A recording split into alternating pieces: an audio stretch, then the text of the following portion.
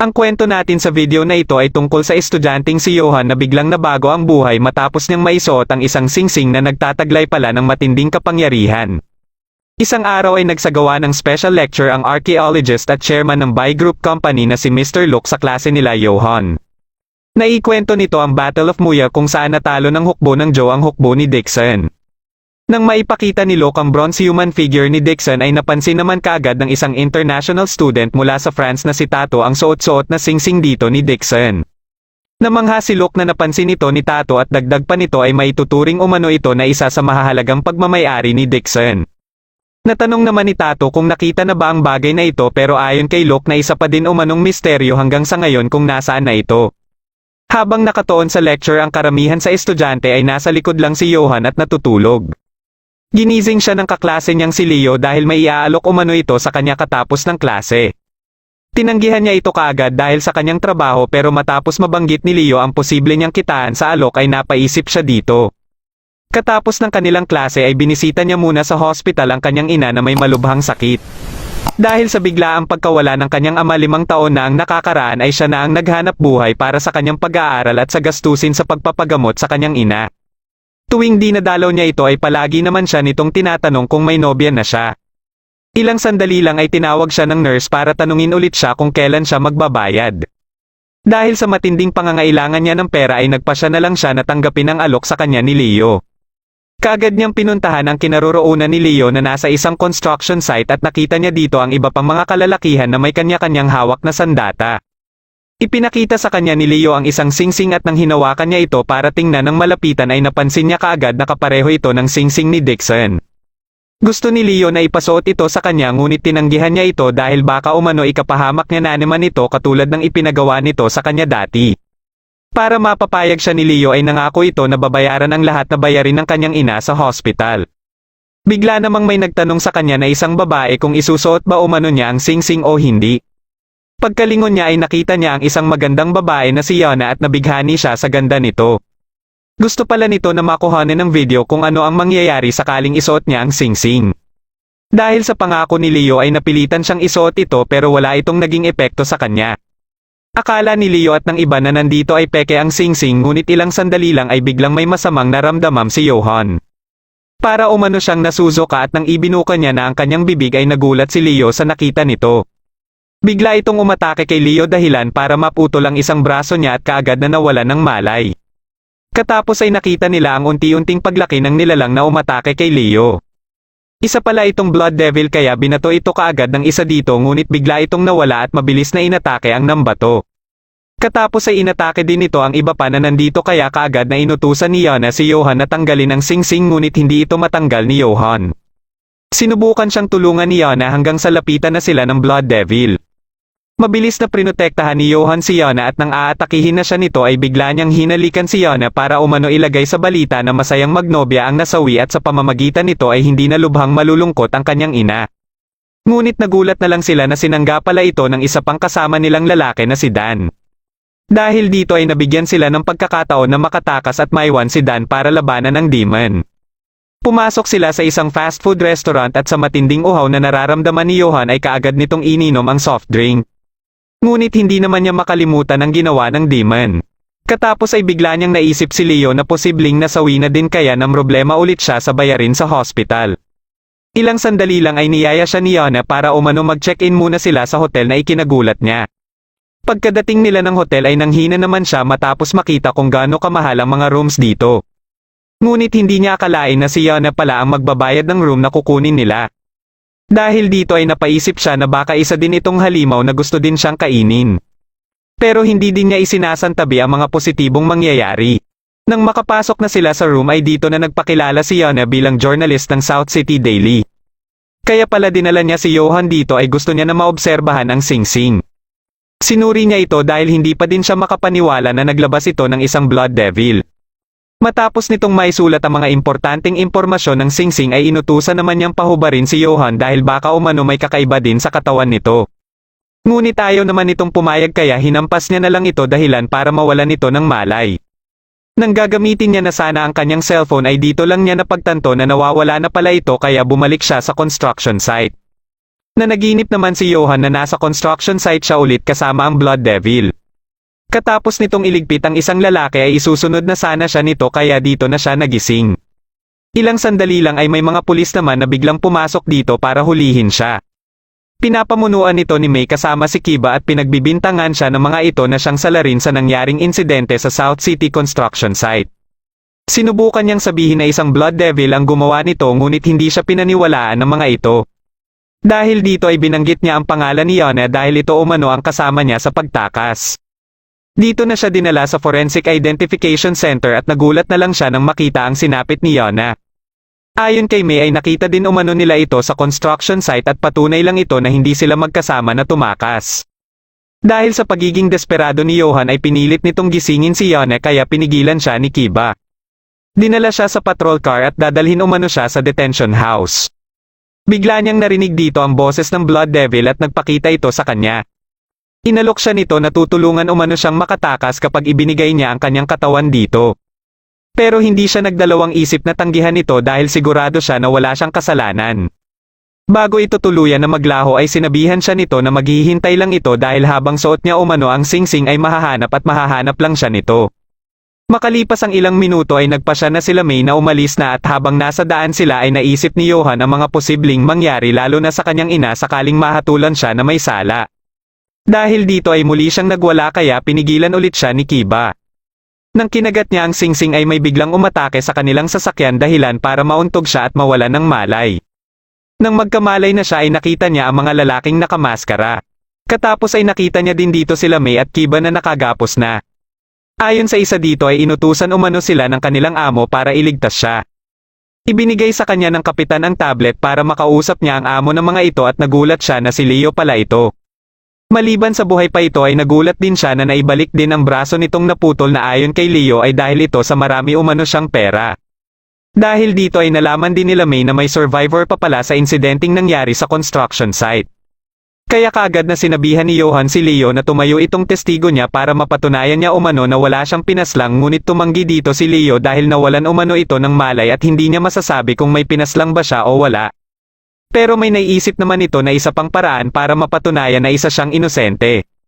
Nakausap nila sa radyo ang isa pa nilang kasamahan na nasa Forensic Identification Center at may misyon nito na kunin dito ang cellphone ni Yona. Matapos nitong makuha ang cellphone ay nilapitan nito si Yona. Nagulat na lang ito nang biglang mag-alarm ang cellphone ni Yona. Pagkapatay nito ng alarm ay dito na nagising si Yona na gustong bawiin ang cellphone nito dahilan para mahulog ang tauhan ni Leo sa sobrang pagkagulat. Pagkabangon ni Yona ay unti-unti ding naghilom ang sugat nito sa tiyan.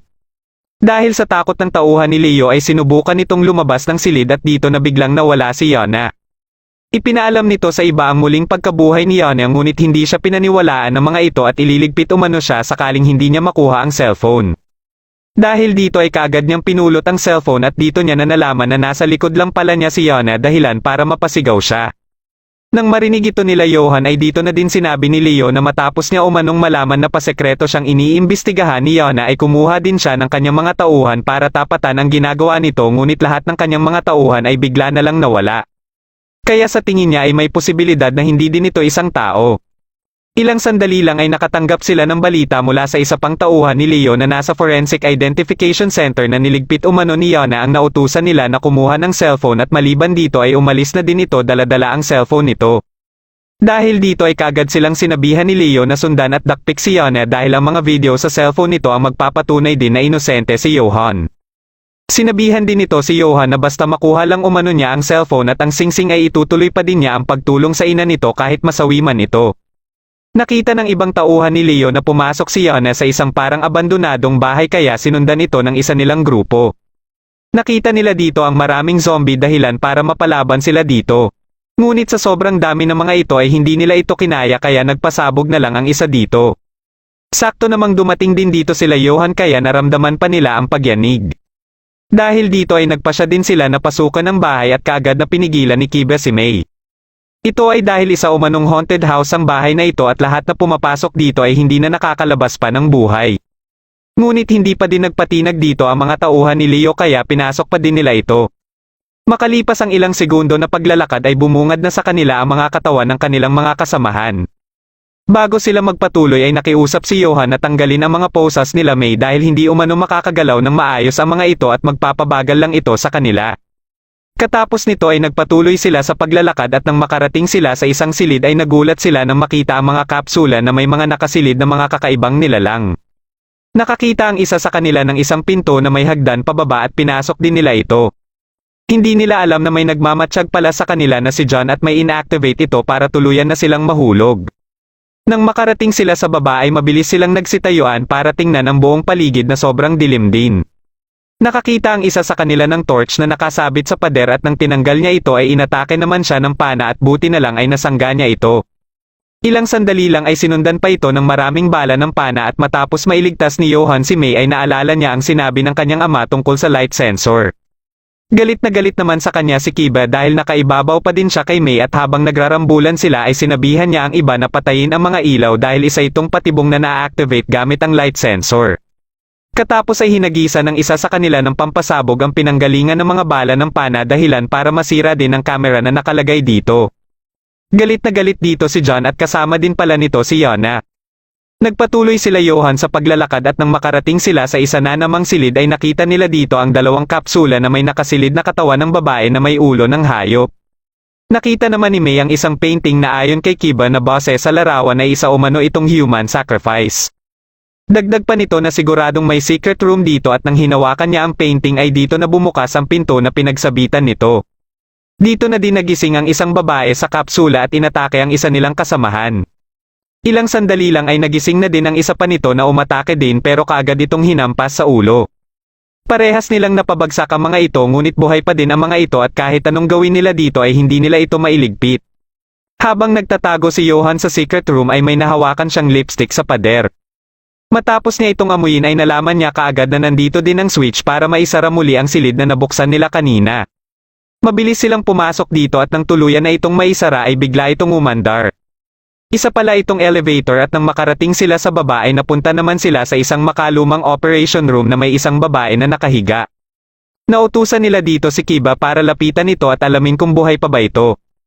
Ilang sandali lang ay nagising ito at bumangon na isa palang magandang babae. Nang mapagtanto ng babae na wala siyang damit ay dito na ito nataranta. Dahil parang pamilyar ang mukha nito ay nalaman nila na ito pala ang artista na si Lily kaya naisipan nilang magpa-autograph ngunit kaagad silang pinigilan ni May. Tinanong ito ni May kung bakit umano ito nandito at dito na ito umiyak. Napansin naman ni Johan ang sugat sa leeg nito kaya kaagad niyang sinabihan ang lahat na layuan ito. Isa din pala itong halimaw at dito na ito naglabas ng sandata nito. Pagka-atake nito kay May ay mabilis itong sinangga ni Kiba. Akala ni Johan ay hindi ito ang totoong Lily kaya pinagtawanan lang siya nito dahil ito pala talaga ang totoong Lily. At dahil hindi pa din sila makapaniwala dito ay dito na nagpa siya si Lily na sabihin sa kanila ang isang sekreto. Tungkol ito sa mga gustong mangyari ng mga taong mayayaman at ito ay maging isang immortal. Dagdag pa nito na wala pang 1% ng mga bilyonaryo ng bansa ang may alam tungkol sa sekretong ito. At hindi sana siya dapat kasama dito pero ginamit niya ang kanyang ganda at koneksyon. Kaya dito na din nalaman nila Johan na marami na pala ang mga taong kagaya na ni Lily. Sa inis ni Lily na ginising lang umano siya ng mga karaniwang tao lang ay balak na sana nitong umatake pero naunahan siya ng kapitan. Ngunit bumangon lang siya at naghilom lang din ang sugat na natamo niya. Dahil dito ay pinaulanan na siya ng bala hanggang sa bumagsak siya ulit. Pero hindi pa din ito umubra at inilabas lang ang mga bala na natanggap nito. Nang nilalapitan na nito sila Johan ay pinigilan naman ito ni Kiba para mabigyan ng oras sila Johan na makatakbo. Pero hindi pa man nakakatakbo sila Johan ay iniligpit na ni Lily si Kiba. Pagkatayo ni Lily ay bigla naman siyang pinaputukan ng kapitan dahilan para makatakbo na sila Johan at katapos ay hinagisan din ito ng pampasabog. Nang makahabol na sila Johan sa ibang kasama nila ay hinanap ng mga ito sa kanila ang kapitan.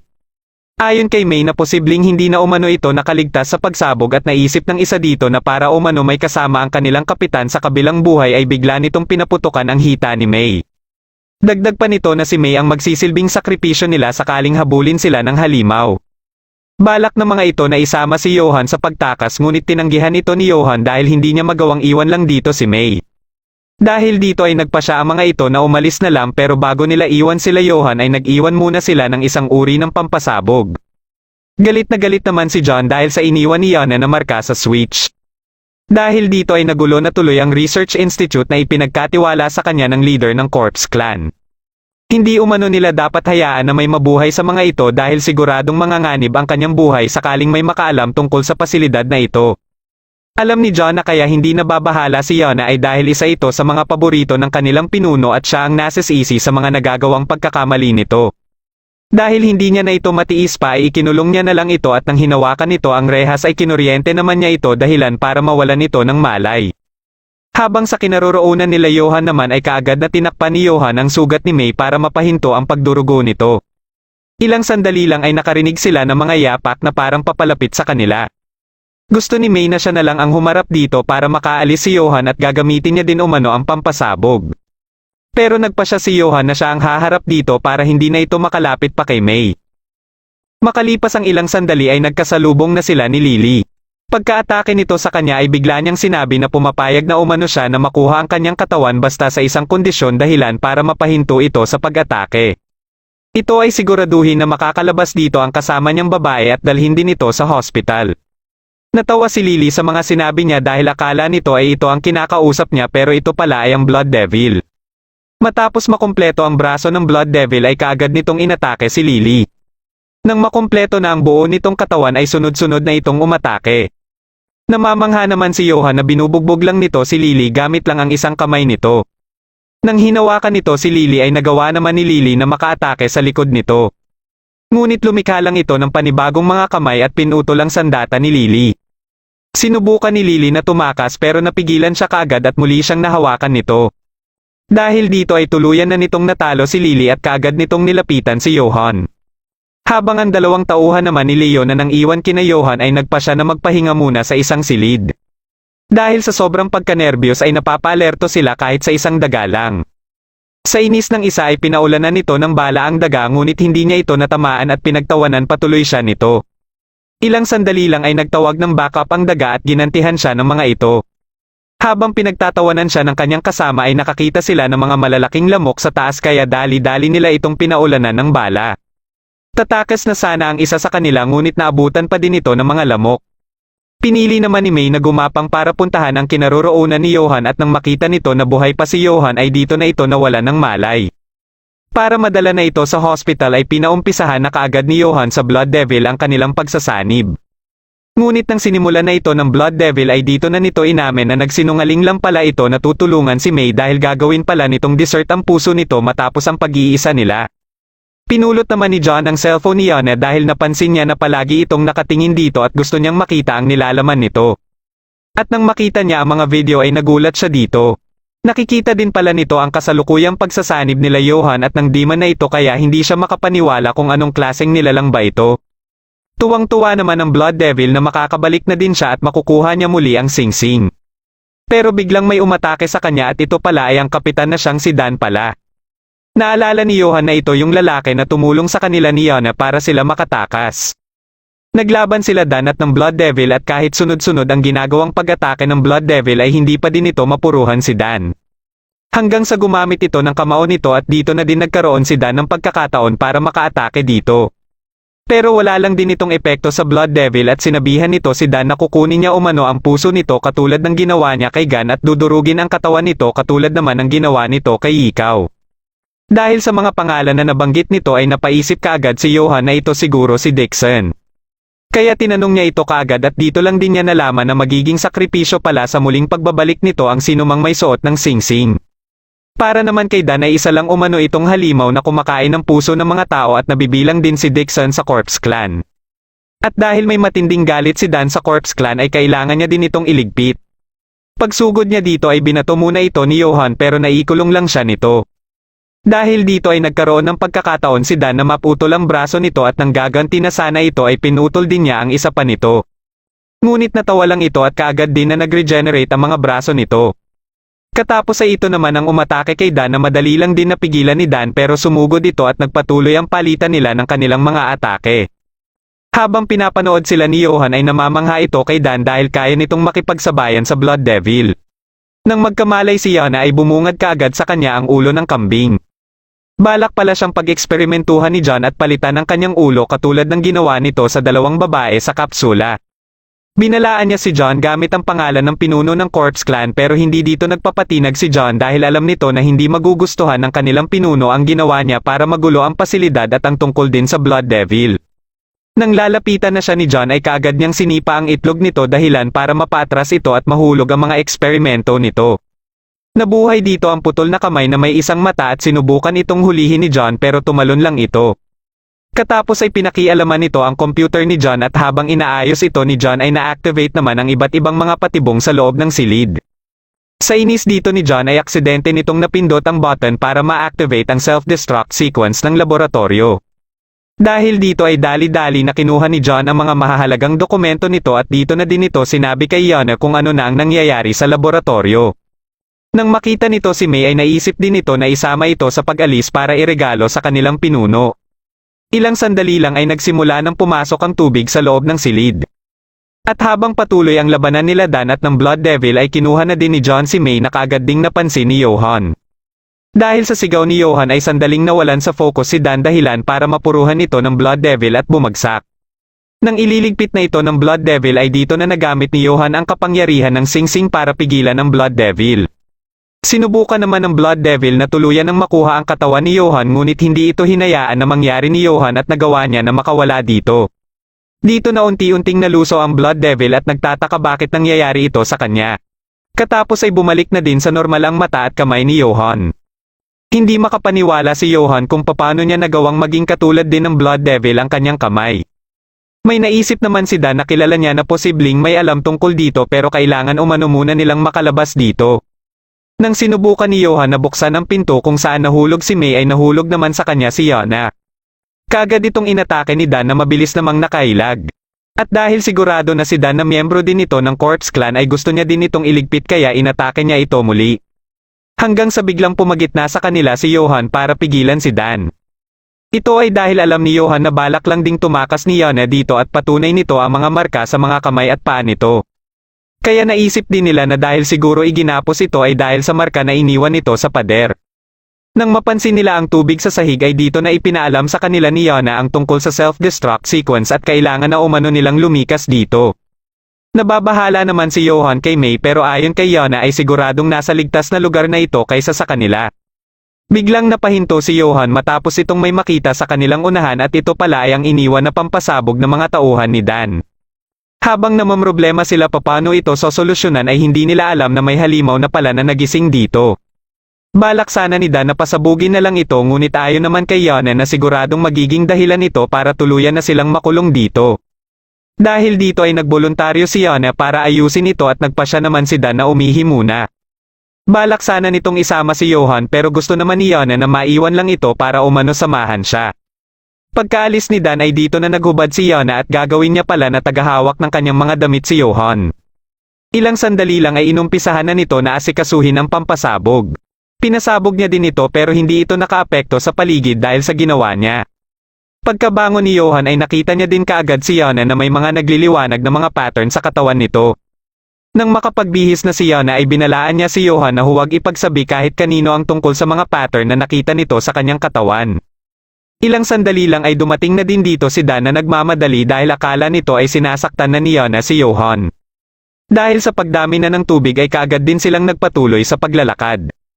Makalipas ang ilang minuto ay nakita nila ang katawan ng mga tauhan ni Dan. Dahil sa hitsura ng mga ito ay may hinala si Yana na dahil ito sa mga lamok na nasa itaas lang din pala nila at natutulog. Pero dahil sa ingay mula sa nalaglag na kapsula ay nagising ang mga ito kaya kaagad na binuksan ni Yana ang isang sekretong daanan at mabilis silang pumasok dito. Nagpasya naman si Dan na magpaiwan muna para harapin ang mga lamok at sinabihan siya ni Yana na mag-iiwan na lang umano ito ng mga marka sa kanilang dadaanan. Nang papalapit na kay Dan ang mga lamok ay kinuha nito ang kahoy sa tabi niya para gawing panangga sa mga ito. Katapos ay umalis din siya dito bago pa siya maabutan ng pagtaas ng tubig. Kaya makalipas lang ang ilang minuto ay nagawa niya nang maabutan sila Johan. Sa pagpapatuloy ng kanilang paglalakad ay nakarating sila sa parte ng pasilidad kung saan naiipon ang maraming tubig. Dahil sa pagkasira ng daanan dito ay napilitan silang languyin ito para sila makatawid ngunit hindi nila alam na may halimaw pala dito. Kaya nang malapit na sana si Johan sa kabilang bahagi ay bigla siyang hinila ng halimaw. Kaagad namang kumilo si Yana para atikihin ang halimaw dahilan para makawala dito si Johan. Matagumpay silang lahat na nakaahon ngunit umatake ulit ang halimaw kay Johan at buti na lang ay nasangga ito kaagad ni Dan at gayon din si Yana. Katapos ay mabilis silang tumakbo papunta na sa pinto ngunit tanging si Yana lang ang matagumpay na nakaabot dito. Pagka-atake ng halimaw kay Johan ay inatake din ito kaagad ni Dan kaya napabitaw ito. Pero ilang sandali lang ay nakaramdam sila ng pagyanig at dito na nila nakita ang katawan ng halimaw. Hinagisan ito ng pampasabog ni Dan pero hindi ito umubra at inatake sila muli. Bagamat naiwasan ni Dan lahat ng atake ng halimaw ay naging sanhi naman ito para masira ang pader at lumabas dito ang gas na nagdahilan sa kanilang panghihina. Dahil dito ay parehas silang nadakip ng halimaw at nang kakainin na sila nito ay dumating dito si Yana para bugahan ito ng apoy dahilan para mabitawan ng halimaw sila Johan. Kaagad silang nagpatuloy sa paglangoy para na makalabas dito ngunit nagawa pa ng halimaw na maila si Johan at dito na siya nawalan ng malay. Nang magising siya ay nasa silid na siya ng isang hotel na pamilyar sa kanya. Katapos ay nakita niya sa balita ang kanyang sarili na isa na ding suspect sa nangyari kina May at Kiba. Dito lang din niya nalaman na anak pala si May ng isang mayor. Pagkabangon niya ay nakita niya ang sulat mula kay Dan at ayon dito na kung gusto niya umano malaman ang iba pang impormasyon tungkol sa Singsing ay magkita sila sa lugar na itinuro nito sa mapa matapos ang 10 araw. Kaagad din niyang pinuntahan ang kanyang ina sa hospital dahil alam niyang nakarating na din dito ang balita tungkol sa kanya. Nang magkaharap na sila ay nabahala ito sa kanya dahil sa mga pulis na nasa labas. Nilinaw niya kaagad sa kanyang ina na wala siyang krimen na ginawa at papatunayan niya na inosente siya. Nang marinig nila ang boses ng mga pulis na paparating ay sinabi niya na din sa kanyang ina na hahanapin din niya ang kanyang ama. Pagkapasok ng mga pulis ay mabilis siyang tumalon sa bintana. Pinuntahan naman ni John ang pinuno ng Corpse Clan at ito pala ay si Luke. Ipinakita niya ang kanyang mga bagong eksperimento pero hindi na interesado pa dito si Luke. Kaya ipinakita niya na lang ang kanyang regalo at pagkatanggal niya ng takip ay nagulat si Luke na si May pala ito. Kaagad siyang pinagalitan ni Luke dahil anak umano ito ng mayor na isa sa pinakamayaman at makapangyarihang tao sa bansa at baka magdulot patuloy ito ng digmaan sa pagitan ng mga tao at ng Corpse Clan. Mabilis na nagpaliwanag si John dahil alam na umano ni May ang tungkol sa kanilang laboratorio. Katapos ay isinisi din niya si Yana dahil ito umano ang nagpasunod sa mga ito dahilan para may makatuklas tuloy sa pasilidad at ipinakita din niya ang video sa cellphone nito. Natuwa naman sa kanya si Luke at bilang pabuya sa ginawa niya ay binigyan siya ng corpse pellets. Katapos ay nilapitan ni Luke si May at nagulat naman si John nang marinig ang boses ni Yana. Nasa pool lang pala ito at kanina pa na naliligo dito. Sa galit ni John dito dahil sa nangyari sa kanyang laboratorio ay sinugod niya ito ngunit madali lang itong napigilan ni Yana. Ibinalik ni Luke kay Yana ang cellphone nito para asikasuhin na din ang nasa video. Nagtaka si John sa ginawa ni Luke at dito na siya nakaramdam ng kakaiba sa kanyang katawan. Dito lang niya nalaman na isa palang corpse dissolution pellet ang ibinigay nito sa kanya. Dahil dito ay nagpasya na siya na ilabas ang halimaw na anyo niya at naglaban silang dalawa ni Yana. Habang patuloy lang sa pag-atake si John ay nagkaroon ng pagkakataon si Yana na ma-counter ito. Pero hindi ito ininda ni John na naglabas lang ng sandata nito at kaagad na inatake si Yana. Nagawa itong mailaga ni Yana dahilan para dumiretso si John papunta kay Luke. Sa galit din ni John dito ay gusto din niya itong atikihin pero nang tinanggal ni Luke ang eye patch nito ay nagsilabasan mula sa kanyang mata ang mga galamay na mabilis ginapos si John. Ito pala ang kapangyarihan ni Luke na tinatawag na Black Demon at sa sobrang lakas nito ay wala nang bakas na natira mula sa katawan ni John. Nang pinalakpakan siya ni Yana ay ginapos din niya ito dahil alam niyang ginamit lang siya nito para iligpit si John. Pero gayon pa man ay wala siyang pakialam dito pati na din kay Johan o sa Singsing basta mahanap lang ni Yana ang cultivation place para makuha niya na ang pangarap niyang miraculous power. Kinagabihan habang pinagtataguan pa din ni Johan ang mga pulis ay hinintuan siya ng isang sasakyan at isinilid siya dito. Ito pala ay pagmamayari ni Leo kaya binugbog niya ito dahil ito ang dahilan sa mga nangyayari ngayon sa kanyang buhay. Dahil dito ay pinahawakan siya sa mga tauhan nito at balak pala nito na kunin sa kanya ang singsing sa pamamagitan ng pagputol sa kanyang daliri. Para hindi ito ituloy ni Leo ay binanggit niya ang sinabi sa kanya ni Dan na isang paraan para matanggal sa kanya ang singsing at ito ay kung pupunta umano siya sa Tiangzhou Palace. Naniwala naman sa kanya si Leo at pinakawalan din siya kaagad. Dahil wala siyang damit ay kinuha niya na lang ang damit ng mannequin na nakadisplay sa isang mall. Para makatipid siya papunta sa Tiangzhou Palace ay sumabay na lang siya sa mga matatanda dahil sa special offer. Tiningnan niya muli ang mapa na ibinigay ni Dan at dahil hindi niya ito masyadong maintindihan ay nahirapan siya sa paghahanap dito. Dahil sa sobrang pagkagutom ay labis na siyang nanghina hanggang sa mahulog siya. Bigla siyang nakarinig ng sigaw ng babae kaya kaagad siyang nagtago. Hinahabol pala ito ng mga kalalakihan at nang tiningnan niya ang babae ay nakilala niya ito na si Tato. Nagtaka siya bakit nandito din ito kaya sinundan niya ang mga ito. Nang makarating sila Tato sa bangin ay gusto pala ng mga kalalakihan na kunin dito ang suot-suot na pendant nito dahil pagmamayari umano ito ng kanilang nayon. Pero ayon naman kay Tato ay suot-suot niya na ito simula pa lang nung bata pa siya. Dahil sa pattern sa pendant ay sigurado naman ang mga kalalakihan na galing ito ng Mount Wui kaya dito na sinabi ni Tato na binigay ito sa kanya ng isang lalaki at balak niya ngayon na hanapin ito dito. Biglang nagpaputok ang isang lalaki para balaan siya pero nagmatigas pa din siya. Nang siya na ang pinupunteriya nito ay dito na nagpakita si Johan para pigilan ito. Sinubukan naman ng isang lalaki na agawin kay Tato ang pendant dahilan para mawalan ito ng balanse at mahulog sa bangin. Dahil dito ay itinulak na lang ni Johan ang mga kaharap nito at mabilis na tumalon para iligtas si Tato. Sa kagustuhan niyang mabuhay ay napalabas niya ang kapangyarihan ng singsing kaya nakakapit siya. Nang makita ni Tato ang kanyang kamay at mata ay nawalan ito ng malay dahil sa pagkagulat. Kinagabihan ng magkamalay na si Tato ay nagdahilan na lang si Johan na isa lang magic tricks ang kanyang ginawa.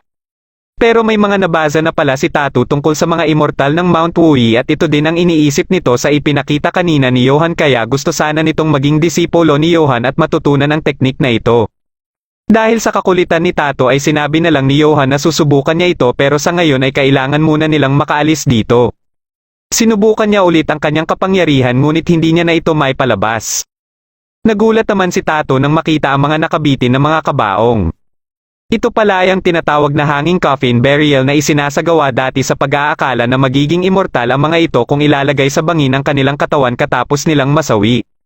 Pero hindi naman naniniwala dito si Johan dahil sigurado umano na mga buto na ang mga nasa loob nito.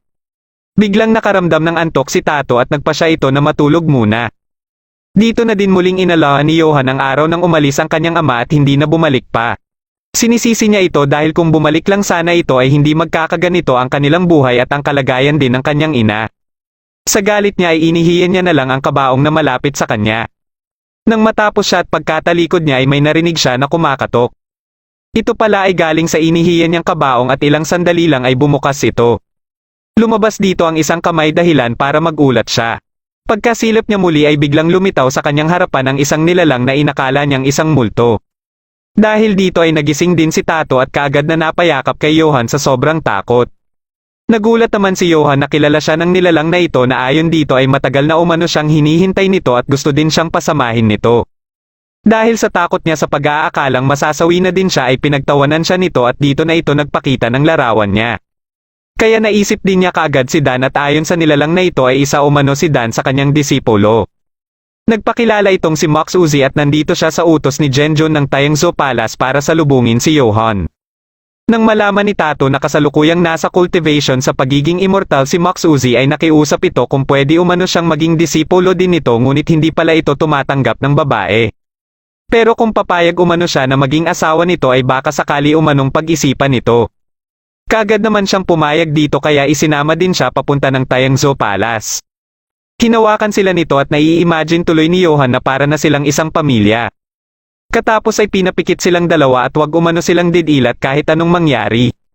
Sabay-sabay silang tumalon at pagkalapag ni Johan ay napadilat ito kahit wala pang sinasabi si Max Uzi. Nasa loob na siya ng isang kuweba ngunit hindi niya kasama dito sila Tato at Max Uzi.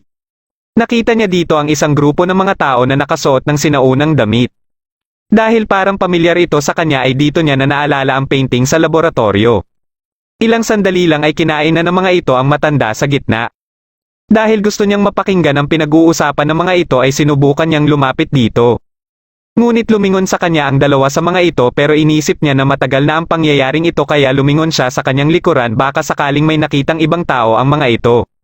Ngunit wala siyang makita na ibang tao at pagkalingon niya muli ay nasa harapan niya na ang isa at inaamoy siya. Kaagad niya itong sinuntok ngunit tumagos lang siya sa taong ito. Dito na siya nahilo at nagising siya na kasama niya na sila Tato at Max Uzi. Kaya pala siya nawalan ng malay ay idinilat niya ang kanyang mga mata na wala pang hudyat mula kay Max Uzi pero buti na lang ay nagawa pa niyang magising. Pagkatayo niya ay naging pamilyar kaagad sa kanya ang paligid dahil ito din ang napanaginipan niya. Nakita naman ni Tato ang bato na may nakaukit na dito umano naging immortal si Pangzu at naalala ni Johan na sa eksaktong lokasyon din na ito kinain ang matanda kaya naisip niya na baka si Pangzu ang matanda na iyon.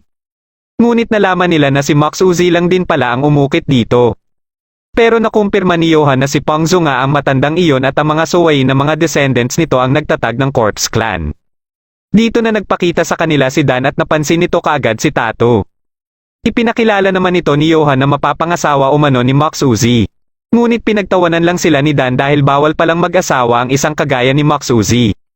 Dahil dito ay ginamit muli ni Max Uzi ang kanyang trick na hindi na lang umano niya ipagpapatuloy ang kanyang cultivation para lang mapangasawa si Tato ngunit binuking naman kaagad ito ni Dan. Kaya hinalikan na lang siya ni Tato bilang pasasalamat na isinama niya ito dito. Sa sobrang saya niya ay ipaghahanda umano sila nito. Akala ni Johan ay mga pagkain ang ihahanda nito ngunit isa lang pala itong hot spring. Ayon kay Dan ay kailangan din umano muna nilang maligo bago sila pumunta ng Tayangzo Palace. Katapos nilang maligo at habang nagpapahinga ay napaisip si Johan sa pagiging kakaiba ng lugar na ito. Hindi niya masabi kung masama ba o mabuti sila Max Uzi at may hinala din siya na posibleng hindi din nagkataon lang ang unang pagkikita nila ni Dan. Dahil dito ay hindi siya sigurado kung magiging ligtas ba siya sa lugar na ito at para makasiguro ay gusto niyang manggalugad muna dito para makakuha siya ng impormasyon. Pero dahil wala pa siyang kinakain ay nanghihina na din siya sa pagkagutom. Napansin naman niya ang liwanag sa unahan kaya nilapitan niya ito. Isa pala itong lagusan palabas ng kuweba at dito niya na nakita ang Tayangzo Palace. Katapos ay nakita din niya dito ang iba pang kagaya ni Max Uzi na nagsasanay kasama ang mga disipulo ng mga ito.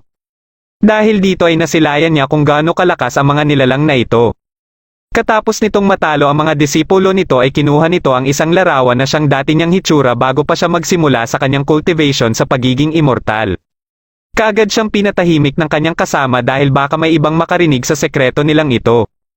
Nababahala ito na baka hindi na nila maibalik pa ang human form nila pero kampante naman ang isa dahil naibalik umano ng kanilang 5 masters ang kanilang human form.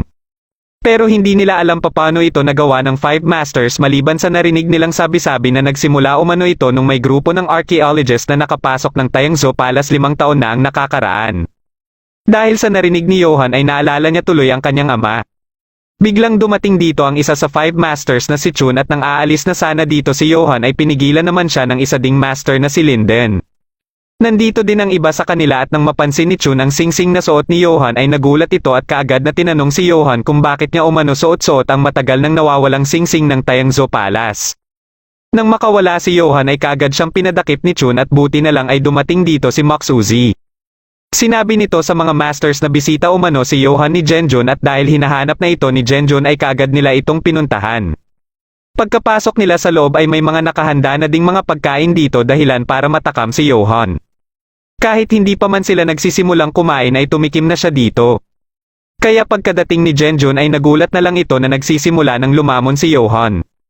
Sinubukan siyang pigilan ni Dan at dito na din lumapit sa kanya si Linden na biglang inatake ang kanyang mesa.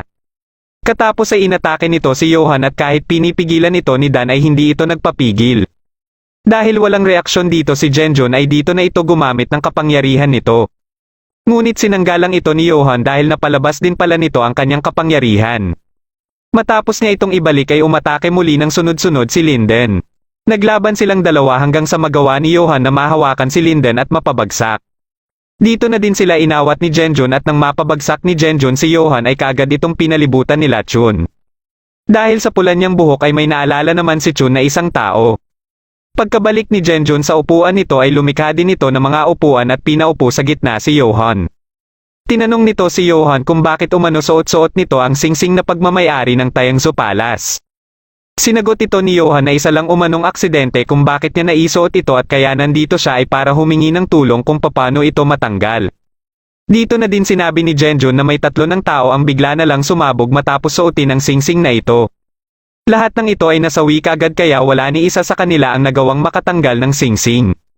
Kahit din umano siya ay hindi din alam paano ito tatanggalin at ibig sabihin lang din ito ay siya palang ang kauna-unahang nakagamit ng kapangyarihan ng singsing na ito. Dagdag pa nito na sa ipinakita niyang kapangyarihan ay nalampasan niya na din umano ang sinuman na nandito sa Tayangzo Palace. Sa ngayon ay kailangan muna niyang manatili sa palasyo at bukas ay mayroong importanteng iaanunsyo si Genjun. Nag-usap-usap naman ang apat na masters tungkol sa sinabi ni Genjun na importanteng iaanunsyo nito. Alam nila na gusto ni Genjun na maging immortal sa kalangitan pero hindi pa ito nakakapili ng magmamana ng kanyang pwesto. Dahil dito ay may kutob si Chun na tungkol dito ang iaanunsyo ni Genjun at posibleng si Johan ang napili nito na magmana ng pwesto nito. Dahil araw-araw umiinom ng elixir si Genjun ay naatasan ni Chun ang isa nilang kasamahan na magdala ng elixir dito. Pero ibang elixir pala ito dahil ito ang paraan nila para matupad na umano ang gusto ni Genjun na maging immortal sa kalangitan. Hindi naman nila alam na nasa labas na din pala sila Yana at Locke dahil matagumpay na ding nahanap ni Yana ang Tayangzhou Palace kung saan matatagpuan din umano ang hinahanap nilang cultivation place. Nang papasok na si Genjun sa silid nito ay sakto ding ibinigay sa kanya ang elixir. Kaagad niya itong ininom at pagkapasok niya sa kanyang silid ay naramdaman niya kaagad na may ibang tao ang pumasok dito. Mabilis niyang natunton ang pinagtataguan nito at nang dadakpin niya na sana ito ay dito na siya pinaputukan nito. Narinig nila Johan at Dan ang tunog ng putok at pagkalabas nila ng bahay ay nalaman na lang nila na patay na si Genjun. Pinuntahan nila kaagad ang silid ni Genjun at dito na nila nalaman na isang babae ang salarin. Sinugod ito ni Dan at nagulat siya kung sino ito at pagkapasok ni Johan ay nagulat din ito dahil si Tatu pala ito. Matapos iligpit nila Chun ang mga miyembro ng Corpse Clan na nangahas na pumasok ng Tayangzhou Palace ay nakarating na din sa kanila ang balita sa pagkamatay ni Genjun. Nang malaman nila na si Tatu ang salarin ay nagkaroon na sila ng dahilan para maghiganti. Pagkaalis nila ay dumating naman dito sila Locke at tinanong ang naiwang disipulo sa kinaroroonan ng cultivation place. Ngunit hindi nito sinagot si Locke kaya kaagad itong niligpit ni Locke. Dahil narinig din nila ang pagkasawi ni Genjun ay kampante si Locke na wala nang sino man ang makakapigil sa kanila dito. Nalaman nila Johan na isa din palang disipulo ng Tayangzhou Palace ang ama ni Tatu na si Ayazi. Gusto ni Tatu na maghiganti kay Genjun dahil ang pagkakaalam niya ay ito ang nagligpit sa kanyang ama. At dahil ito sa alam umano ng kanyang ama ang pagkakapaslang ng mga archaeologist 5 taon na ang nakakaraan. Base ito sa mga sulat na ipinapadala sa kanila ng kanyang ama at nagpasya na umano ito na umalis ng Tayangzhou Palace pero simula noon ay wala na silang narinig pa tungkol sa kanyang ama. Ipinakita dito ang pangyayari 5 taon na ang nakakaraan ng atikihin ng mga miyembro ng Corpse Clan ng grupo ng mga archaeologist kung saan kasama din dito ang ama ni Johan na si Jin. Nang ililigpit na sila ng mga taga-Corpse Clan ay dumating dito sila Genjun para iligtas sila at dito na din nawala ng malay si Jin. Nang magkamalay na ito ay nakilala nito si Ayazi at sila Genjun na hindi pa naibabalik ang human form nila. Dito na din niya nalaman na nasa Tayangzhou Palace na sila. Nang gumaling na silang lahat ay ipinatawag sila para humarap kina Genjun. Ngunit ilang sandali lang ay biglang bumagsak ang isa nilang kasamahan dahil sa pagkahilo. Pagkabalik nila ng kanilang silid ay dito lang nila nalaman kung gaano kataas ang radiation level sa palasyo. Dahil dito ay naisipan ni Jin na kausapin si Ayazi tungkol dito. Isa palang magaling na craftsman si Ayazi at ipinapadala lang umano nito sa kanyang anak ang kanyang mga nililikha kaya dito na dinalaman ni Jin na may asawa at anak pala ito. Gusto din sana ni Jin na magpagawa dito para din kay Johan ngunit dumating naman dito si Chun at pinagalitan si Ayazi. Dagdag pa nito na sa ginagawa ni Ayazi ay hindi umano siya makakapasok ng cultivation place. Dito na nalaman ni Jin na tanging si Ayazi na lang pala ang hindi nakakapasok sa cultivation place. Kaya isang araw ay pinasok nila ito kasama si Ayazi para mag-imbestiga sa misteryo dito at nalaman nila kung gaano kataas ang level ng radiation sa loob ng silid na ito. Ngunit naabutan naman sila dito nila Genjun at sinubukan ni Jin na magpaliwanag sa kanila. Binase nito sa siyensya ang mga dahilan bakit nag-iba ang hitsura ni Genjun at kung bakit din nagkaroon sila ng kapangyarihan. Pero hindi dito naniniwala si Genjun at ginapos silang lahat. May naisip naman na paraan si Chun para makabalik na umano sila sa human form nila. Napagpasyahan nila na ibaon sa lupa sa isang mainit na kuweba sila Jin. Pasekreto naman silang pinapainom ni Ayazi ng tubig pero sa paglipas ng ilang araw ay unti-unti na din silang nanghina. Sumapit na din ang araw na nakumpleto na ang sinasabing paraan ni Chun para makabalik na sila sa human form nila. Sabay-sabay nila itong nilunok pero ang kay Max Uzi ay itinago lang niya dahilan para siya lang sa kanilang anim ang hindi nakabalik sa human form nito. Gayunpaman ay alam ni Genjun na labag ito sa batas nila at hindi na nila ito dapat gawin muli. Napansin naman ni Chun na may sumisilip sa labas kaya dali-dali niya itong hinabol na si Ayazi pala at hindi siya nagdalawang isip na iligpit ito. Dumating sa silid ni Genjun si Max Uzi at ipinakita nito ang elixir na nilikha mula sa mga tao.